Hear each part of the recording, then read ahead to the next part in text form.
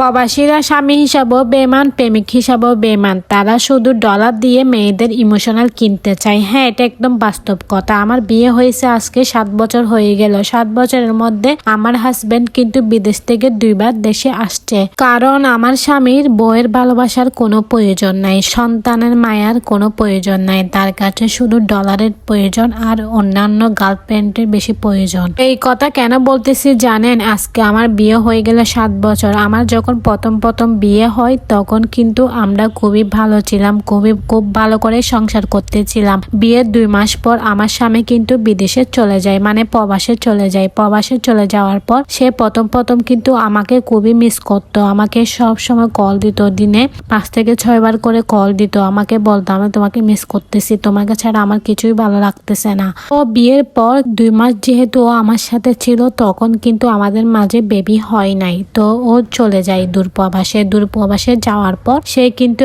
1 বছর পরে সে আবার দেশে আসে। আসার পর কিন্তু আমাদের একটি বেবি সন্তান হয়। সন্তান হয়ে যাওয়ার পর সে কিন্তু আবার বিদেশে চলে যায়। বিদেশে চলে যাওয়ার পর সে আমাকে বলতেছে যে তোমার জন্য আমার খুবই খারাপ লাগতেছে, আমার বাচ্চার জন্য ভালো লাগতেছে না, তোমাদেরকে খুব দেখতে ইচ্ছা করতেছে, তোমাদেরকে ছাড়া আমাকে এখানে একা একা লাগতো। তো এভাবে যাচ্ছে। আমি বলতেছি এভাবে করলে কিভাবে হবে, তোমাকে তো ধৈর্য ধরে এখানে থাকতে হবে। তারপর কিছুদিন পরে সে দেখতেছি আগে থেকে ফোন করা একদম কমাই দিছে। সে আমাকে বলতেছে যে আমি প্রয়োজনে ফোন করব, যে অপ্রয়োজনে আমি ফোন করতে পারবো না, আমার মোবাইলের টাকা নেই, আমার মোবাইলের টাকা চলে যাবে। তো হঠাৎ করে দেখি সে আমাকে এসব কথা বলতেছে। আমি তাকে বললাম তোমার কি হয়েছে, তুমি এসব কথা কেন বলতেছো? যে মানুষ ডেইলি 5 থেকে 6 বার ফোন করে, সে মানুষ নাকি এখন ডেইলি একবারও ফোন করবে না, প্রয়োজন হলে ফোন করবে, প্রয়োজন হলে ফোন করবে না। সে আমাকে কোনো কিছুই বললো না। সে বলতেছে আমার ভালো লাগতেছে না তাই করতেছি না। আমি তাকে বললাম কেন, তোমার কোনো খারাপ লাগতেছে, কোনো অসুবিধা হচ্ছে ওইখানে, তাহলে বলো। ও বলতেছে না আমার কোনো অসুবিধা হচ্ছে না, আমি সব দিক থেকে ভালো আছি। তো আমার বাবার বাড়িতে কিন্তু খুবই গরিব, তো তারা কিন্তু দিনে আনে দিনে খায়। সেটা কিন্তু আমার স্বামী খুবই ভালো করে জানতো।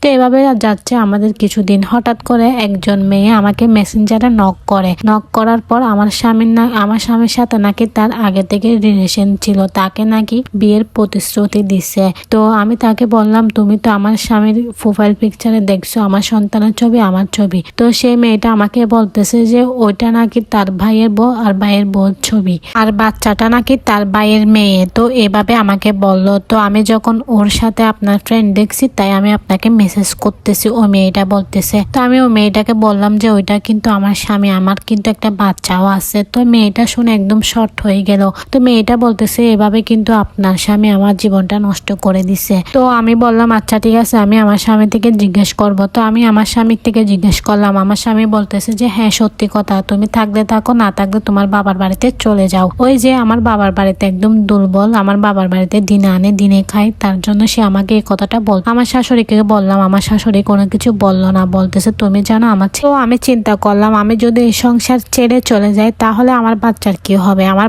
আর বাবাও পাবে না, মাও পাবে না, আমার কিন্তু তাকে নিয়ে থাকতে হবে। তো নারী কিসে আটকায়? নারী কিন্তু সন্তানের প্রতি আর সংসারের প্রতি আটকায়। হ্যাঁ সত্যি।